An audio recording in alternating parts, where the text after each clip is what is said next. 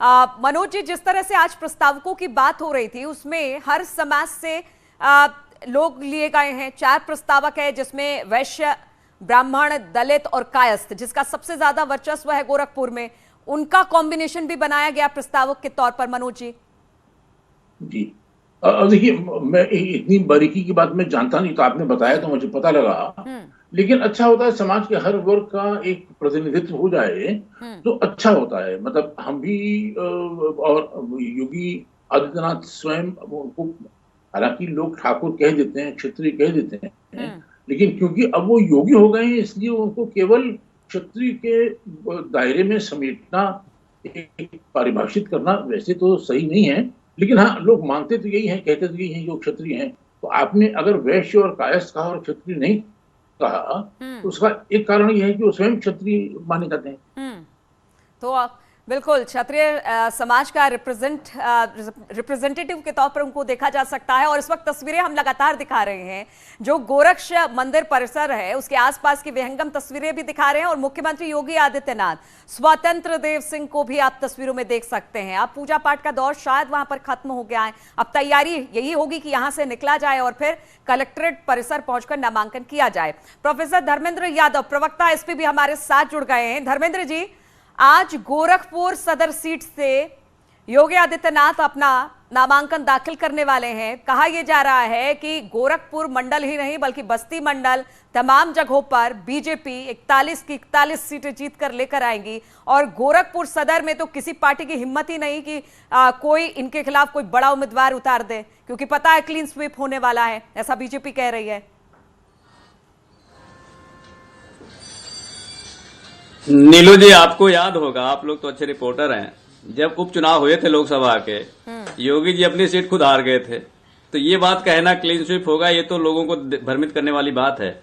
जमीनी हकीकत कुछ और है भारतीय जनता पार्टी की आज के समय में, वो आप पूर्व से लेकर पश्चिम तक देख रही हैं। दूसरी बात, इससे पहले के जो वक्ता बोल रहे थे, पता नहीं एक्सपर्ट हैं आप पार्टी के प्रवक्ता, मैं देख नहीं पाया, वो कह रहे हैं कि योगी जी को छत्री नहीं माना जाना चाहिए। योगी जी का खुद का वीडियो एक वायरल हुआ था जिसमें वो कह रहे थे कि मैं छत्री हूं। तो ये पहले तय कर दें कि योगी जी के बयानों का विरोधाभास ये कर रहे हैं या योगी जी के बयान का समर्थन कर रहे हैं। दूसरी बात, योगी जी का जो वास्तविक चरित्र है, आप पूरे 5 साल में देखिएगा, जो उनका वास्तविक चरित्र है, वो 4 साल 10 महीने तो छत्री रहते हैं, 2 महीने वो योगी हो जाते हैं। तो इसका आपको नतीजा पूरे प्रशासन में दिख सकता है। जैसे पूरे उत्तर प्रदेश में 75 जिले हैं, 75 जिलों में 22 जिले ठाकुर हैं जिलाधिकारी, उसके बाद एसएसपी जितने हैं करीब 21 एसएसपी ठाकुर के हैं, 1550 थानों में 1400 थानों में ठाकुर एसएचओ हैं, यानी कि थानाध्यक्ष हैं। तो ये आप इनको देख सकते हैं। बाकी मैं सेक्रेटरी की बात नहीं कर रहा हूं, जहां पे तो ये इनके लोग ही बैठे हुए हैं। और जो 30 विश्वविद्यालय हैं उत्तर प्रदेश के, स्टेट यूनिवर्सिटी हैं, उसमें 22 खास जाति के लोग हैं, खास तरह के लोग हैं, 8 अलग तरह के लोग हैं। तो ये इनका वास्तविक चरित्र है। जिस तरह से इन्होंने धनंजय सिंह को छूट दे रखी है, जो क्रिकेट खेलते हैं, एसएसपी को बोलते जाके पिच तैयार करो, बाकी एसएचओ जो हैं, जो थानाध्यक्ष फील्डिंग करते हैं। तो ये ठाकुरों पर पूरी तरह से मेहरबान है, वो चाहे धनंजय सिंह हो, चाहे आपके उधर सुबोध सिंह हो, चाहे आपके सुनील सिंह हो, चाहे ब्रजेश सिंह हो, चाहे तो धर्मेंद्र जी, आप कहना क्या चाहते हैं? गोरखपुर मंडल से एसपी कितनी टिकट मतलब कितनी सीटें लेकर आ रही हैं? क्योंकि अगर 9 विधानसभा सीटें यहां पर हैं तो जिसमें से 8 पर बीजेपी का कब्जा है। समाजवादी। हाँ जी, बोलिए बोलिए। कब्जा उनका जिस तरह से था, आप इस बात को बहुत अच्छे से जानती होंगी कि उस समय बहुत सारी छोटी छोटी पार्टियां, जो 13 पार्टियों के साथ चुनाव लड़ रहे थे, उनमें से मात्र 2 पार्टी इनके पास बची हुई है।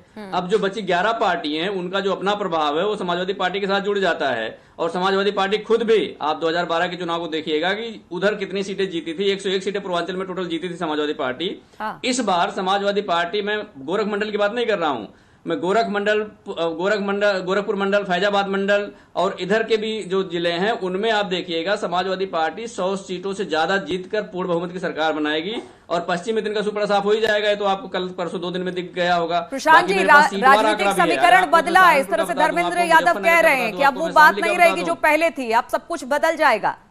प्रशांत जी,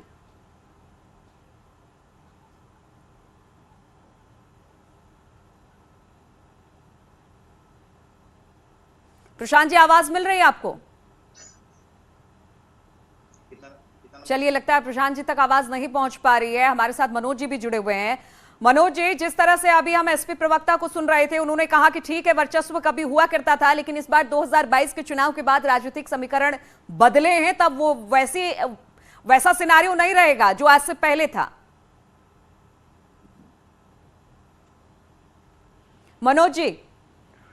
अच्छा नहीं सॉरी, आपका आधा सवाल, शुरू का आधा सवाल कट गया। हाँ। ये कुछ चेंज ओवर हो रहा था, आपका आधा सवाल कट गया। मैं फिर से पूछ लूं क्या सर? Please please please. हाँ सर, मैं ये चाह रही थी क्योंकि सपा के प्रवक्ता भी हमारे साथ बैठे हुए हैं, उनका ये कहना था कि आज से पहले बीजेपी का भले दबदबा रहा हो, लेकिन इस दौरान राजनीतिक समीकरण थोड़े से बदले हैं। ओम प्रकाश राजभर, स्वामी प्रसाद मौर्य एसपी में शामिल हो गए हैं, स्थितियां बदली हैं। तो क्या आपको लगता है कि वाकई स्थिति बदलेगी 2022 के चुनाव के बाद? देखिए, हम बार बार नीलू जी, आपके प्रोग्राम में भी, आपके चैनल में, हर प्रोग्राम में मैं एक ही बात लगातार कहता आया हूं कि अगर ये जो अंतिम दौर है कैंपेन का, इसमें अगर तो जो प्रभावशाली मुद्दे हुए वो हिंदुत्व,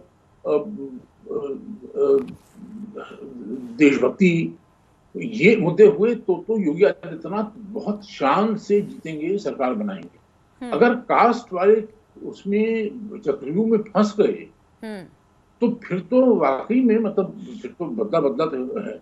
मतलब बदला क्या, जब राजनाथ सिंह मुख्यमंत्री से उन्होंने मोस्ट बैकवर्ड कास्ट, अति पिछड़ों का कार्ड खेल दिया था, तो वो चुनाव हार गए थे मुख्यमंत्री का, मतलब बीजेपी चुनाव हार गई थी। तो कास्ट वाला तो बीजेपी के लिए खतरनाक ही है। तो जो आप नाम गिना रही हैं तो कास्ट वाले नाम गिना रही है ना, लेकिन अगर हिंदुत्व की बात होती है तो कोई समस्या ही नहीं। यानी आप कह रहे हैं कि अगर हिंदुत्व के मुद्दे पर या फिर राष्ट्रवाद के मुद्दे पर अगर बीजेपी जाती है तो ठीक है, लेकिन अगर स्थितियां बदलती है, अगर कास्ट वाइज चीजें होती है तो फिर दिक्कत हो सकती है। मनोज जी। हाँ बिल्कुल बिल्कुल बिल्कुल, वो आज भी हो सकती है, और वो जब राजनाथ सिंह मुख्यमंत्री थे तब भी हुई थी, तब भी बीजेपी हारी थी। कास्ट वाला मामला बीजेपी को सूट नहीं करता है। ये मतलब इसको मैं बार बार समझा के कहता हूं कि अगर मैं विराट कोहली से क्रिकेट खेलूंगा तो हार ही जाऊंगा ना। वो मुझसे चेस खेलेंगे, शतरंज खेलेंगे तो हार जाएंगे। चलिए ठीक है सर, अब बातचीत हमारी होती रहेगी, क्योंकि इस वक्त गोरक्षनाथ मंदिर परिसर में भी मुख्यमंत्री मौजूद हैं, इसलिए वहां की तस्वीरें भी दिखानी जरूरी है, वहां से जानकारी लेनी भी जरूरी है।